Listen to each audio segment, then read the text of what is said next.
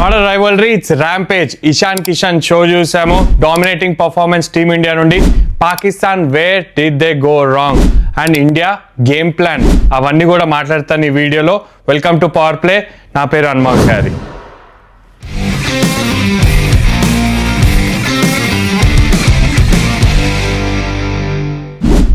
ఇది రైవల్రీ కాదు, it's a rampage అని కామెంటరీలో నేను చెప్పింది. లాస్ట్లో మీరు సెకండ్ ఇన్నింగ్స్ ఫినిష్ అయిన టైంలో చూస్తుంటే మ్యాచ్ గెలిచిన తర్వాత ఇట్స్ నో మోర్ రైవల్రీ. ఇప్పుడు 8-1 అంటే ఒక విన్ ఒక్కటి కూడా ఫ్లూక్ లాగా అనిపిస్తుంది మనకి.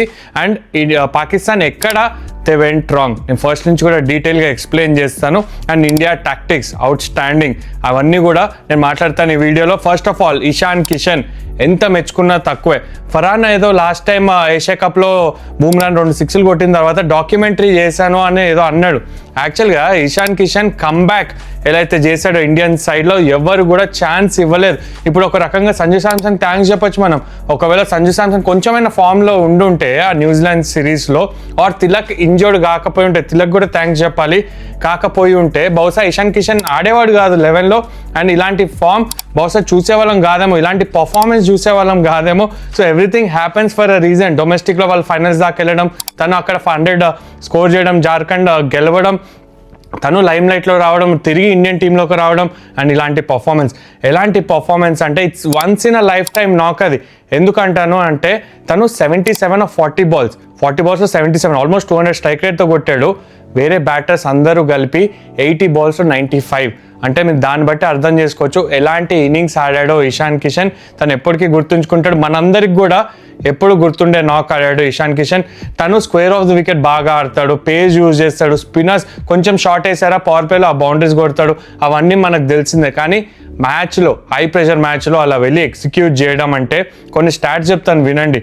53 innings, ఇప్పుడు దానికన్నా ముందు as a wicket keeper for India T20 world కప్స్లో 53 innings ఒక హాఫ్ సెంచరీ లేదు.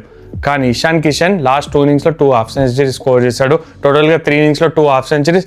That shows how much impact Ishan Kishan. Yes, top of the order వెళ్తాడు, మిగతా కీపర్స్ అందరు కూడా మిడిల్ ఆర్డర్లో ఆడుంటారు. But versus Pakistan as an ఓపెనర్గా గౌతమ్ గంభీర్ 2007 వరల్డ్ కప్లో హాఫ్ సెంచరీ స్కోర్ చేశాడు. దాని తర్వాత ఇషాన్ కిషన్ స్కోర్ చేయడం, ఓవరాల్గా తను డామినేట్ చేశాడు. 88 స్కోర్ ఉన్నప్పుడు తను 77 మీద అవుట్ అయ్యాడు. అందుకే అంటున్నా it's once in a life time inning మనం చూసాం ఇషాన్ కిషన్ నుండి. Where did Pakistan go wrong? Toss గెలిచి బౌలింగ్ తీసుకోవడమే పెద్ద బ్లండర్. ఈ గ్రౌండ్లో ప్రతి టీం కూడా టాస్ గెలిచి ఫస్ట్ బ్యాటింగ్ చేసి గెలిచారు. ఒకవేళ టాస్ అయిపోయినా ఫస్ట్ బ్యాటింగ్ చేసే గెలిచారు. దాన్ని బట్టి ఏమర్థమవుతుంది? ఎస్, కొంచెం టాకీ ఉంది, వికెట్ కొంచెం ఆగేసి వచ్చింది. కానీ అంత పెద్ద గ్రౌండ్, మీ దగ్గర 6 స్పిన్ ఆప్షన్స్ ఉన్నప్పుడు 150 పెట్టినా కూడా గేమ్లో ఉండేవారు పాకిస్తాన్. కానీ అక్కడ వాళ్ళు చేసింది టాస్ గెలిచి బౌలింగ్ ఎంచుకున్నారు ఓకే. తర్వాత సల్మాన్ అలియాగా ఫస్ట్ ఓవర్ వేయడం బ్రిలియంట్ మూవ్. వికెట్ తీసుకున్నాడని కాదు, ఇద్దరు లెఫ్ట్ హ్యాండర్స్ ఉన్నారు. స్టిక్కీ వికెట్ మీద ఆఫ్ స్పిన్నర్ డెఫినెట్లీ గ్రిప్ అవుతుంది. ఎస్, సల్మాన్ అలియాగా వికెట్ తీసుకున్నాడు. సెకండ్ ఓవర్ షాహిన్ షా అఫ్రీది వచ్చి ఫుల్ పేస్తో వేసాడు. అక్కడ Ishan Kishan short of length వేయడం, తను అడ్వాంటేజ్ తీసుకున్నాడు. పోనీ పైకే స్వింగ్ చేయడానికి ట్రై చేశాడు, లేదు, తన స్ట్రెంత్కి వేశాడు. అక్కడ మొమెంటం కొంచెం షిఫ్ట్ అయింది. తిలక్ వర్మకి ఎక్కువ స్ట్రైక్ రాలేదు పవర్ ప్లేలో. కానీ తను చేసిన మంచి పని ఏంటంటే సింగిల్ చేసి ఇషాన్ కిషన్కి ఇచ్చాడు. దాని తర్వాత ఎప్పుడైతే ఇషాన్ కిషన్ 8.3 ఓవర్స్లోనే ఏమో అవుట్ అయ్యాడు 88 దగ్గర స్కోర్ దగ్గర, అప్పుడు దాకా వాళ్ళ ట్రంప్ కార్డ్ ఉస్మాన్ తారిక్ని వేయలేదు. అంటే మీరు ప్రీ సెట్ ప్లాన్లో వెళ్తే, ఎస్పెషల్లీ టీమ్ లైక్ ఇండియాతో ఆడుతున్నప్పుడు అంత స్ట్రాంగ్ బ్యాటింగ్ లైన్ ఉన్నప్పుడు మ్యాచ్ ఎలా గెలుస్తారు? ఆల్రెడీ మ్యాచ్ చేజారిపోయింది అక్కడే. వేరే వాళ్ళు వచ్చి జస్ట్ అట్లా పార్ట్నర్షిప్ బిల్డ్ చేస్తే 170 వచ్చేస్తే అదే జరిగింది. ఉస్మాన్ తారిక్ అప్పటికి ఇంకా గేమ్లోకే రాలేదు. పవర్ ప్లేలోనే వేయించాలి, లేకపోతే పవర్ ప్లే వెంటనే వేయించాలి, అది చేయలేదు అక్కడ పాకిస్తాన్. ఒక టైంలో కంబ్యాక్ చేశారు డెఫినెట్లీ. అక్కడ 2 వికెట్లు బ్యాక్ టు బ్యాక్ పడడం, తర్వాత ఒక మినీ కంబ్యాక్ చేశారు. కానీ శివం దుబే ఆడిన inning was a game changer. 155కి 175కి డిఫరెన్స్ ఇచ్చింది శివం దుబే. ఆ క్యామియర్ అయితే ఆడాడు. రింకు లాస్ట్లో బౌండరీ ఎట్లయితే బౌండరీ అండ్ 6 స్కోర్ చేశాడు. సూర్యకుమార్ యాదవ్, తిలక్ స్లోగా అన్నట్టు అనిపిస్తుంది. కానీ కన్సాలిడేషన్ ఫేజ్ మీరు ప్రివ్యూలో నేను మాట్లాడింది విన్నట్టయితే కన్సాలిడేట్ చేయడం ఆ మిడిల్ ఫేస్లో చాలా ఇంపార్టెంట్. అబ్రార్ని అటాక్ చేశారు 3 ఓవర్స్లో 38, తను కోటా ఫినిష్ చేయలేదు. లాస్ట్ ఓవర్ షాహిన్ షా ఆఫ్రిదీని వేయడం కూడా ఒక పెద్ద బ్లండరే. స్పిన్నర్స్కి గ్రిప్ అవుతున్నప్పుడు మీ అబ్రార్ని వేయాలి, అక్కడ షాహిన్ షా ఆఫ్రిదీకి ఇచ్చాడు. మొత్తం కూడా వాళ్ళు ప్యానిక్ అయ్యారు. బహుశా వాళ్ళకి వాళ్ళ ప్రైమ్ మినిస్టర్ నుంచో లేకపోతే వాళ్ళ గవర్నమెంట్ నుంచో ప్రెషర్ ఎక్కువ ఉన్నట్టు కనిపించింది. వాళ్ళ ఫీల్డింగ్ కూడా చూసాం, అలానే లైక్ పాకిస్తాన్ ఫీల్డింగే చేశారు మరొకసారి. అండ్ మిస్ఫీల్డ్స్ కూడా జరిగినాయి, బౌండరీస్ ఇచ్చారు. So it was total domination team India నుండి. And captaincy of Suryakumar Yadav. First over Hardik Pandya, second over Bumrah. Crystal clear planning అనిపించింది. బూమ్రా డబుల్ వికెట్ తీశాడు. హార్దిక్ పాండ్యా మొదటి ఓవర్లో ఫరాన్ని అవుట్ చేసేసాడు. తర్వాత స్పిన్నర్స్ వచ్చాక it was walk in the park అని చెప్పొచ్చు టీమిండియాకి. అంత పెద్ద స్కోర్ చేజ్ చేయడం. బాబర్ ఆజం లుక్ క్లూలెస్, తన ఎక్స్పీరియన్స్ ఎక్కడ చూపించలేదు. వేరే అండ్ ఉస్మాన్ ఖాన్ కొడుతున్నప్పుడు బాబర్ ఆజం ఒకటి సింగిల్స్ తీయాలి, అది కూడా చేయలేదు. ఓవరాల్గా బ్యాటింగ్ మొత్తం విఫలమైపోయింది. ఇక్కడ నాకు ఇది రైవల్రీ అనేది కనబడట్లేదు. ఇంకొకసారి రైవల్రీ అంటే నేను అవుతానేమో. It was total rampage team India నుంచి చూసాము. ఒక మీమ్ చూసాను, ఒక ఫనీ ఇన్సిడెంట్ చెప్తాను. ఎస్, ఇండియా పాకిస్తాన్ అంటే రెవెన్యూ చాలా జనరేట్ చేస్తారు, యాడ్స్ చాలా వేస్తారు. ఏమన్నారంటే ఒక మీమ్లో ఉస్మాన్ తారిక్ ఆ పాజ్లో ఆ 2 seconds కూడా హాట్స్టార్ వాళ్ళు అనుకున్నారంటే ఒక యాడ్ వేసేసుకుందామని. సో అలా ఫన్నీ మీమ్స్ కూడా జరిగినాయి మ్యాచ్లో. చాలామంది ఐబాల్స్ ఉంటాయి ఈ మ్యాచ్ మీద. బట్ డిసప్పాయింట్మెంట్ ఉంటే ప్రతిసారి ఇండియా ఇట్లా డామినేట్ చేస్తూ గెలిస్తే, అట్లీస్ట్ ఒక క్లోజ్ ఫినిష్ చేసి ఇండియా గెలిస్తే బాగుంటుంది. కానీ ఎక్కడ కూడా పాకిస్తాన్ మనం ఇచ్చాం. వి థాట్ పాకిస్తాన్ కొంచెం అట్లీస్ట్ వాళ్ళ ఫేవర్లో కొంచెం ఉన్నాయి కండిషన్స్, స్పిన్నర్స్కి అనుకూలంగా ఉన్నాయి, వాళ్ళు కొంచెం గేమ్లో వస్తారు. Planning was totally of. వాళ్ళు పాకిస్తాన్ ఎక్కడ కూడా గేమ్లో లేరు. మొత్తం డామినేషన్ చూసాం టీమిండియా నుండి. అభిషేక్ శర్మ ఫామ్ అందరు కూడా చాలామందిని నేను కమెంట్స్లో ఆర్ ట్వీట్స్లో కూడా చూశాను, తనకి షుగర్ ఎందుకు, తనకి తొందర ఎందుకు, ఇవన్నీ కూడా కమెంట్స్ చేస్తున్నారు. అదే అభిషేక్ శర్మ ఫస్ట్ బాల్ 6 కొట్టినప్పుడు అందరు క్లాప్స్ కొడతారు. ఎస్, అభిషేక్ శర్మ అంటారు, మిస్టర్ మ్యాక్సిమం అంటారు, ఇవన్నీ పేర్లు పెట్టింది మీరే. మళ్ళీ ఇప్పుడు తను అలా కొట్టడానికి వెళ్ళి అవుట్ అవుతున్నప్పుడు తన బ్యాట్ ఫామ్ కూడా అన్నాను. లాస్ట్ 6 matchesలో 4 zeros కొట్టాడు, ఒప్పుకుంటా. కానీ 2024 వరల్డ్ కప్ తర్వాత is the number 1 batter, is the most 6 sitting batter. 80+ sixes ఉన్నాయి తనకి. తనని ఇప్పుడు డౌట్ చేయడం ఎంతవరకు కరెక్ట్? ఎందుకంటే మీరు లాస్ట్ వరల్డ్ కప్లో కూడా చూస్తే 2024లో విరాట్ కోహ్లీ ఒక్క మ్యాచ్ కూడా రన్స్ కొట్టలేదు until the final. Important half century సాధించాడు.